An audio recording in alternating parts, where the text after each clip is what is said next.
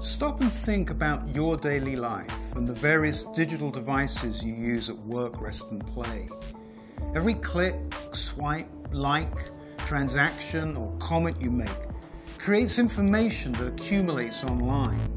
And when added together, it all fuses into the equivalent of a digital fingerprint or a virtual you.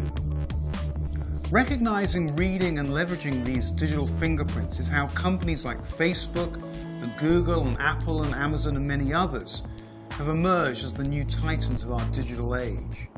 By decoding these digital fingerprints, they're creating consumer experiences that oftentimes simply blow customers' minds because they seem to be reading them.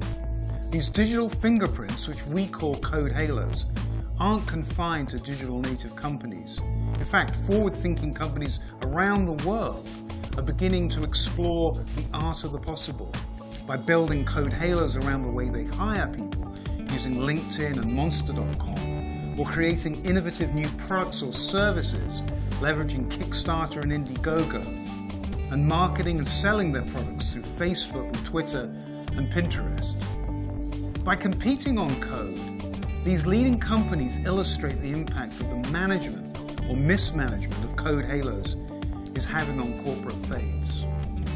Stay tuned as Malcolm Frank, Head of Strategy and Marketing at Cognizant and co-author of an upcoming book on code halos, discusses the rise of code halos, the impact they're having on business, and the future of our digital universe, with Silicon Valley legend and consultant to disruptors everywhere, Geoffrey Moore.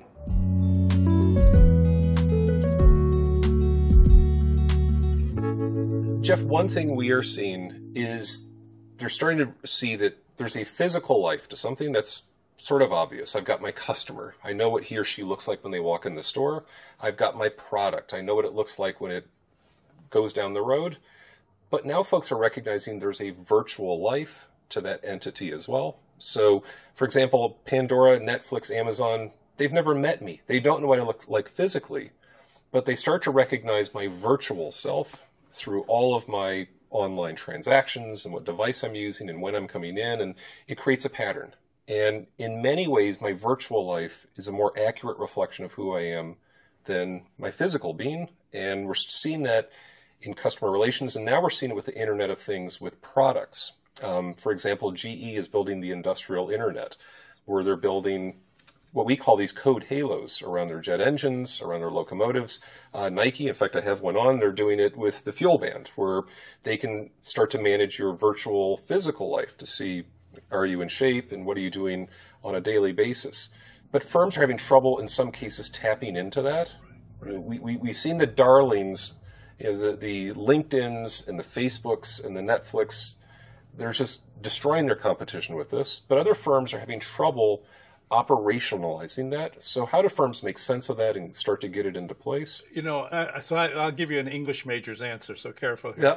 But, if you think about language, it's made up largely of nouns and verbs. And what you just kind of said, and what we say is we've been organizing our lives around nouns, the material things that we build, the customers we know. But in a digital world, and we're becoming increasingly digitized, what the web actually sees is actions. They actually see verbs, not nouns. And so all of this incredible code halo is really about not the product you bought, but the product you use. In fact, all I really know is, where did you actually go on my website? At what speed did you actually run the engine? At what time of day did you go here and there? So those are all things about actions and verbs, not about nouns. The people that are bright enough to kind of go, well, sure, I can organize the world around either nouns or verbs. Which do you want? God bless. I mean, they have what a wonderful imagination. Most of us are pretty much stuck with our own set of nouns, and we tend to cling to them, and that makes it hard to participate in the code halo. So the idea of a virtual customer is like, what is that about? But the truth is, the virtual record, you said it's in some ways it's more revealing of you than your actual record or your physical record. It's because it's the trace of what you're actually doing. And it's the doingness that's giving you all the clues. We're logging everything we're doing because in a digital world, you log everything automatically. So we know what you're doing. Now we just have to figure out, well, how do I build a science, and we're calling it data science, about looking into your doings. So we're going from the noun economy into the verb economy? I think because that's what data is, right? I mean, at the end of the day, it's not very interesting as an app. It's tracks of your verbs. Yes, you bet. Wow, that's a brilliant way of thinking about it. That's terrific. Okay.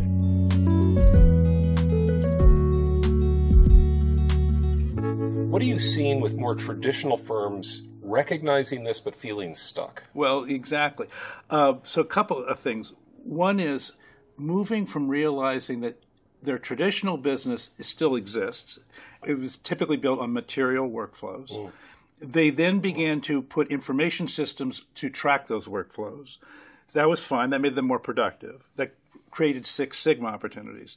Now, at some point, though, information about the workflow becomes more valuable than the workflow. So the Sabre system becomes more valuable than American Airlines. Right. So industry after industry is sort of saying, this is it's starting to happen here, but they're not teed up to know what to do with that. Yep. And people say, well, we'll monetize the data. And then most people hear that saying, well, I'm going to sell the data like Bloomberg. And the answer is no. You're going to monetize it by creating a next generation of value.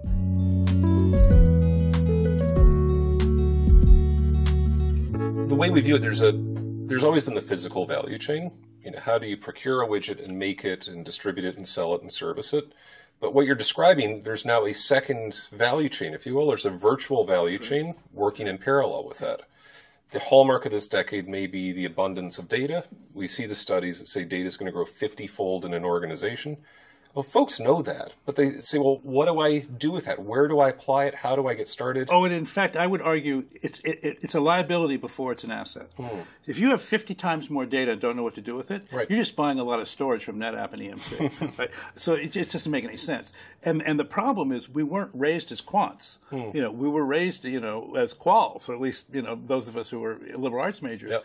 And so all of a sudden you're going, the first thing you're going is, okay, but I've seen too many existence proofs of companies that are decimating their competitors using the virtual system. So Amazon is decimating its competitors. Google is decimating its competitors. So as a board member or as an executive, you're going, okay, I can't like say, well, this won't, somebody else's watch, I'll just sort of take a pass. But having said that, the next step is, okay, well, how do I do that? And so we're working with a model where we're saying, look, just as a first pass, do you think that these SMAC things are affecting your operating model, your competitive advantage position, or your business model? And those are three levels of risk. Yep. So if it's just your operating model, frankly, you've got some time. At the margin, you're improving things. If it's your competitive advantage, you say, okay, well, wherever my competitive advantage's center point is, I better figure out how to adopt it there. Yep. Everywhere else, I'm probably okay. But the scary one is when it's saying, no, it's fundamentally changed my business model. So you're a brick and mortar retailer and people are walking into your store and they're showrooming you and they're ordering something off a mobile device from your competitor. Yep. And it's like, I can't play that game. And a lot of them, frankly, probably won't be able to make the turn fast enough. Right. And so Joseph Schumpeter talks about creative destruction. It's pretty scary. But how do you recognize when you're being creatively destroyed? Or across your three categories, what are telltale signs across those? Actually, the truth is it's not that people don't know they're being destroyed.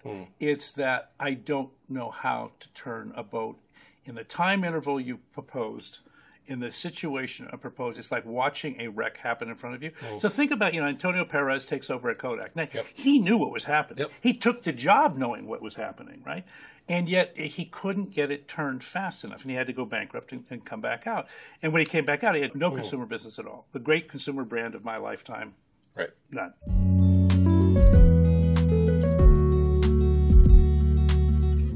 Well, we see a lot of businesses in Category 1. Large banks or healthcare providers aren't going to get Googled. That's right. But I think you'd have such a unique voice on this in terms of you helped folks cross the chasm 20 years ago in finding beachheads. Yes.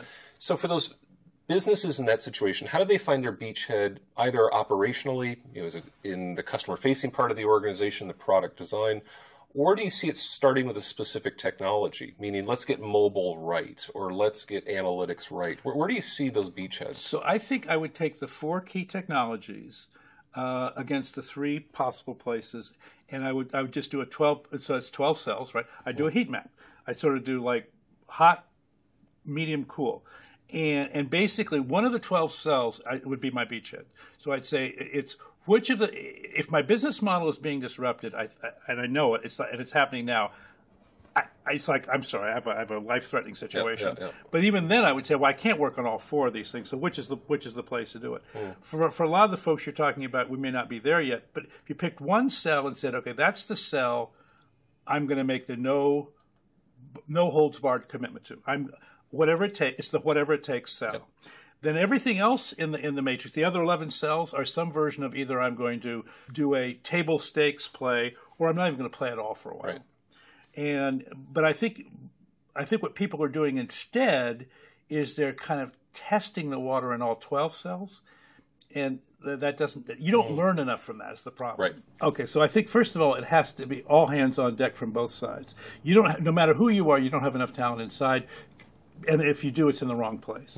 So on the other hand, you cannot put your future in the hands of other people, right? So you've got to say, I'm going to take some of my best and brightest hypo folks, who I had a perfectly good career track for. I'm going to pull them off of that track and put them on this. I'm then going to go get people from firms like yours, and you guys are the thought leaders right now in these areas, and say, okay, I'm going to get some of your best and brightest, and then I'm going to put them in one cell, and we're going to have a weekly commit, monthly review, quarterly deliverable.